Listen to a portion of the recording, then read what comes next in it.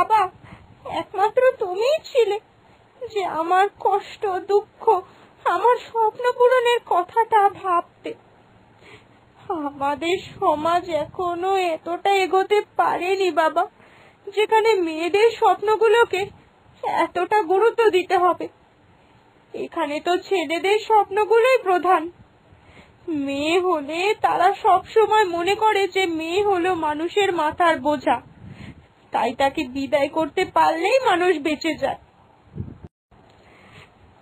তাই হয়তো সমাজ ছেলেদের স্বপ্নের দাম দিতে দিতে মেয়েদের স্বপ্নগুলোকে ঘুরে দেখা ভুলেই গেছে। না বাবা, আমার জীবনের সঙ্গে যেটা হয়েছে, আমি কখনো চাইবো না যে অন্য কারো জীবনের সঙ্গে ঠিক একই রকম কিছু হোক। তাই আমি এই বাড়ি থেকে